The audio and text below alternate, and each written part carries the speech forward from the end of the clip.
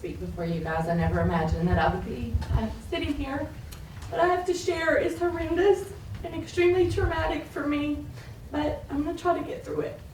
It's my hope by sharing my experience that something positive will come out of this. Beginning around 2018, I had a relationship with a man. While we were together, he drugged me multiple times, recorded me engaged in sexual activities, and exploited me online. He also made hidden camera videos during consensual sex acts, and to the best of my knowledge, it looks like he recorded every single time that we were intimate. These videos were made on a trip to Las Vegas and over a 2 to 3 year period without my knowledge or consent. It feels like a nightmare from which I will never wake up. After the initial trauma, my memories were repressed. I was self-medicating with alcohol and drugs, which made it easier for my abuse to continue. Any trauma-informed mental health professional will tell you that these are common coping mechanisms for sexual assault survivors. Memory repression, overly sexualized behavior, and unknowingly self-medicating with drugs and alcohol. When I discovered my abuse, here are a few of the effects that it had on me. I was suicidal, became so depressed that I could not care for myself. I lost about 30 pounds. I was terrified to leave my house. I dyed my hair dark brown, and I cut it off because I didn't want to be recognized.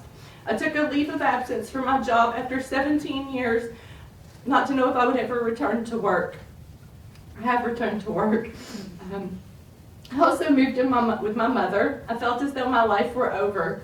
After several stalking incidents, I now carry a gun everywhere I go. These illegal videos have been shared all over the internet and remain active on porn sites today. Pornhub appears to be the origin of every one of them and is still hosting the bulk of my abuse and refuses to remove it.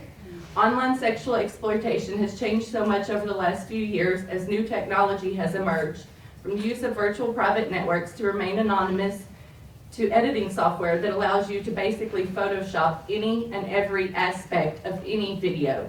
When I learned of my abuse and no one would believe me, I chose to immerse myself in the porn world and see exactly what was going on. I wanted to understand how something like this could have happened to me.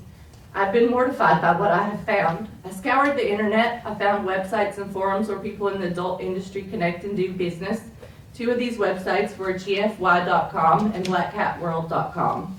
I would compare them to a Craigslist for porn. You can buy and sell content without regulation. You can connect with other industry professionals. You can purchase verified Pornhub accounts illegally.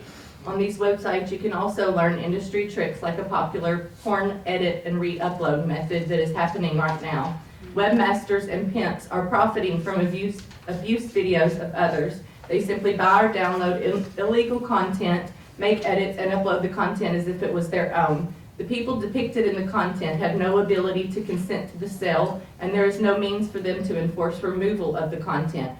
Those buying and selling are not checking consent of those depicted at all, and there's no legal requirement for them to do so. The videos of my assault have been edited. Identifying marks on my bodies have been attempted to be covered. Various markings have been added. One video has a cartoon or an anime face over my own. This type of editing can be done with Adobe Premiere Pro, which is approximately $20 per month. Anyone with $20 can do this. I know these videos are of me and my abuser, and predators all over Pornhub do too. The comments prove this, along with hundreds of other things, from me saying my abuser's name to my birthmark being blurry but visible in these videos. I've also taken a polygraph to prove my honesty. As is, there's nothing I can do to force Pornhub to remove them. The criminal justice system has completely failed me.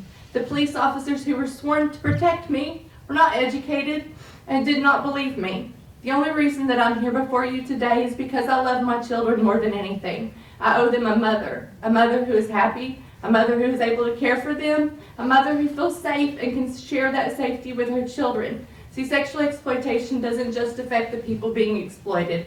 The effects trickle down and affect everyone around them. For me, this meant my children, my friends, and my family suffered. Sexual exploitation like this is hurting the entire world. This is an urgent matter that needs immediate attention. Pornhub and other porn sites have created an environment that allows criminals to flourish. They are aware of their shortcomings and regulations, but instead of looking for ways to fix it, they are simply enjoying the billions in dollars of profits that they receive annually. Their spokesperson has even openly praised pedophiles and exploitation on social media platforms. Pornhub is a social media app. It's not just a directory of pornographic images and videos. You can set up a profile, you put up a bio, you can upload videos, but you can also have followers, friends, comment, private message, hook up with others for random sex. This is a predator's dream come true.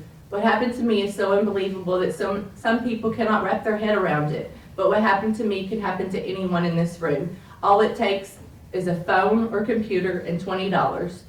What my abuser did is not okay, and the current state of online pornography and lack of regulation does not allow any remedy. I'm a single mother of 2 children. Is it fair to put that burden on me?